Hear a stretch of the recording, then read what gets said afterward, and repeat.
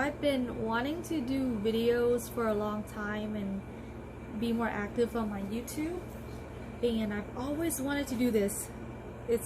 I'm not sure what to call it yet, maybe bedtime stories with Nancy or something like that.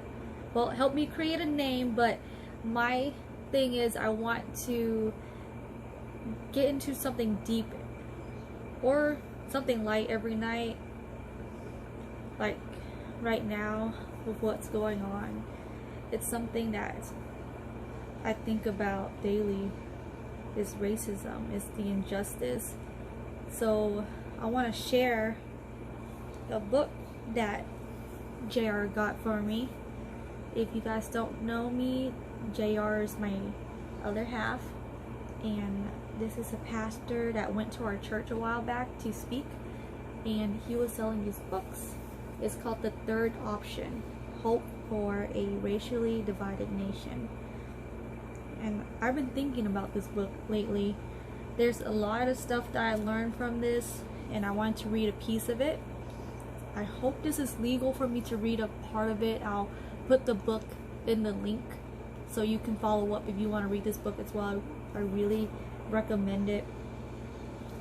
So this part is called Everybody Sees Color, Even Jesus. Even though we're more alike than we are different, it would be naive to pretend that ethnicity is not a real thing.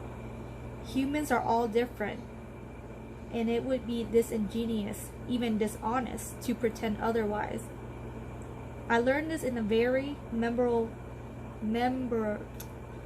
English is a second language. It's hard for me to pronounce words sometimes, and I was a teacher for a little bit. Let me try this again. I learned this in a very memorable way many years ago. It was 1982, a few days after I was drafted to the NFL Los Angeles Rams. Yeah, this pastor was in the NFL. Pretty cool. I boarded a flight in New Haven, Connecticut on my way to California.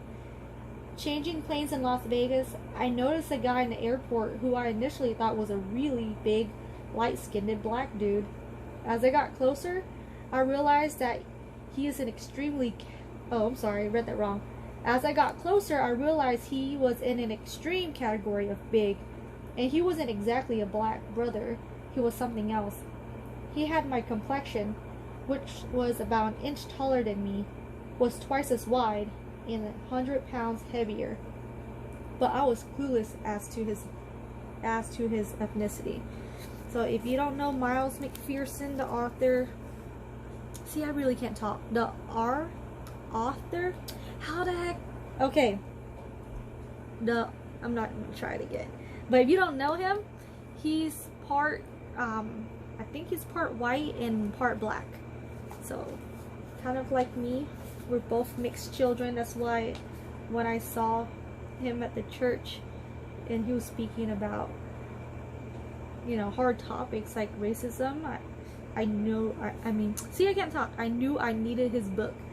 But, and I'll continue on. So, he saw some dude at the airport, right? And it was a big guy. So, picking up from there, maybe he's just a huge Puerto Rican? Nah. I had to know, so I walked up and introduced myself. And with a low, silky smooth voice, he answered, "I'm Junior." Which is funny to me because this kind of describes my significant other, JR. He's also a junior. So, yeah, that made me laugh when I first read it. Now, I was really confused. He had no Spanish accent. It didn't sound like any brothers I knew. I've never seen a man like this in my life. Turns out he was headed to the Los Angeles Rams camp too. As we walked onto the plane, he had to turn sideways just to fit down the aisle. When he was halfway to his seat, a tiny elderly woman who reminded me of Betty White turned and saw Junior. Her eyes popped in surprise and she blurted out, "Oh my!" That's what I was thinking when I first saw him too. I eventually say, "Yo man, what are you?" And with his deep, silky voice, he replied, "I'm Samoan, man." Which is funny because my significant other, people always think he's Samoan or Hawaiian. Sometimes we'll be out shopping and there'll be like people stopping us in a parking lot. I remember this one time, this little lady in another car in the parking lot of a Home Depot was like, "Excuse me, sir," and then JR turned around like, "Yes," and she was like, "Are you Hawaiian? You look Hawaiian." He's not, he's Filipino, but I guess close enough. So he's like, "I'm from Honolulu," and the lady's like, "Oh, which part? I was there too." And I was like, oh my gosh, we only been to Hawaii as a connecting flight. But yeah, that was funny. Going back to the story, he said, "I'm Samoan, man. It would be impossible, irresponsible, and fundamentally dishonest to meet Junior and say I don't see his Samoanness. When someone says I don't see color, they are simply ignoring reality." This is a part of the book that's gonna get to you, because it got to me. So I never really knew how to explain this to people, but after I read this book, I was able to paraphrase this and use it as a good argument. When someone says I don't see color, they're simply ignoring reality. The first time someone said that to me, I was confused. I thought they were literally colorblind. They couldn't actually be saying that they didn't see my caramel, Hawaiian tan, Latino wannabe shade of brown skin. No way. Then I realized they were serious. So I wondered, what do they see? It was somewhat insulting that they weren't willing to acknowledge my ethnicity. Certainly they knew their own skin color. Were they saying I was white like them? I get that I'm colorblind is an attempt to say I want to treat everyone the same. I understand it and I honor that intention, but claiming not to see color is often viewed by people of color as an attempt to ignore the racial tension that actually exists. It sounds a lot like someone saying, I don't have any issues, so I assume you don't either. There I go again, can't pronounce stuff. Let me read this again because it made a real emphasis on my life. It sounds a lot like someone saying, I don't have any issues, so I assume you don't either. And if we bring it up, it doesn't exist. Claiming to be colorblind shuts down attempts at engaging in a meaningful conversation about race. It sends the message that a tan received in Hawaii is celebrated, but a tan received in a womb is invalidated. Hear that? And you don't know me. I'm very spiritual. Look at my shirt. Be brave. And it has Joshua 1:9. I wasn't always like this, but I'm glad that I am now. But again, this is a pastor, so he's going to reference to God, to Jesus.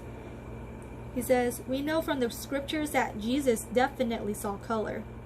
While walking to Galilee, Jesus entered a region called Samaria. He went to the well and was met by a local woman. He asked her to give him a drink, and she acknowledged the racial implications of what he asked for by saying, how is it that you, being a Jew, ask a drink from me, a Samaritan woman? The verse goes on to say, for Jews have no dealings with Samaritans. To contextualize this exchange, hatred between the Jews and Samaritans were pervasive, fierce, and long-standing. Feuds between the two ethnic groups can be traced all the way back to the days of the patriarchs of the Christian faith.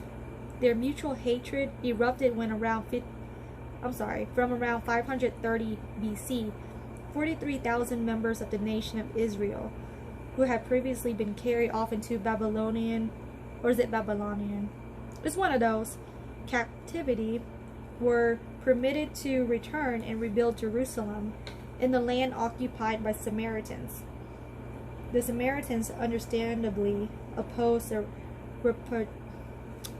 I'm just going to show y'all this word because I don't know how to pronounce it, but I know what it means. Hold on. Oppose the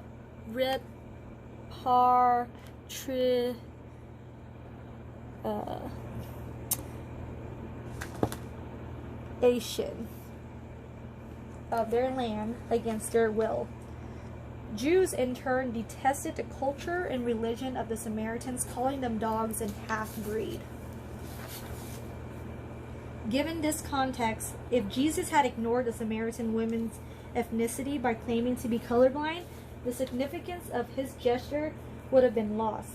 He would have essentially ignored the racial oppression that the Samaritans, plural, had experienced at the hand of the Jewish people. And he would have missed the opportunity to illustrate God's love for everyone.